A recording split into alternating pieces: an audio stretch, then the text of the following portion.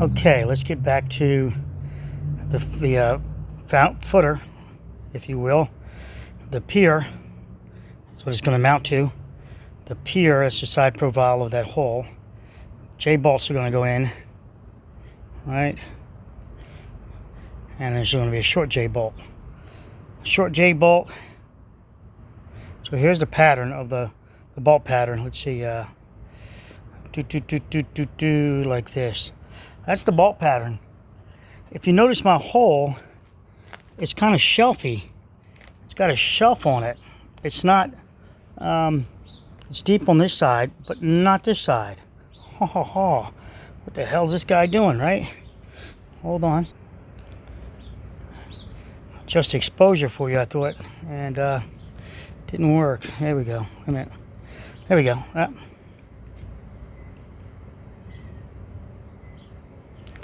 So it's kind of shelfy. The shelf, this being elevated higher up than this one. So side profile looks like that. All right. Here's my J-bolts, and there's a smaller shelf here. So how is that possible? How can I be doing this work? Well, this part of the support system is going to be, the rotation is that direction. This isn't compression. This shelf is all soil. Below it, we'll have rebar tying it also. But if any rotation happens, it runs into a compressive action. Okay, so you might say, well, that's stupid. You're supposed to dig all the way down. Wait for it. You know, guys, I set you up, so don't be so quick to get me.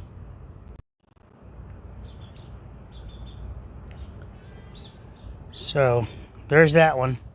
The opposing one looks like that. Maybe the shelf looks more prominent, better for you there. Maybe it looks better for you there.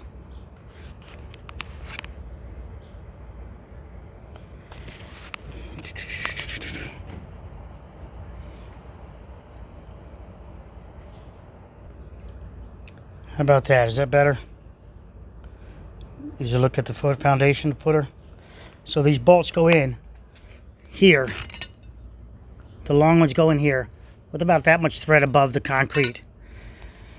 The short ones go back here, opposing each other. So you see the shelf. It's pretty deep here. This is like 8-10 inches there.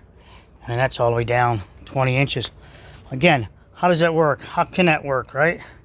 Well, I want you to think about the system over here. And somebody asked me, how do you do a template also? Just grab some Luan. In this case, I actually delaminated some, like the shoes, Skechers. So I actually delaminated some plywood, made my own Luan, grabbed some Luan out of it, plywood. Spray paint, just spray. You'll get your layout. Let's see, 1, 2, 3, and then 2 over there.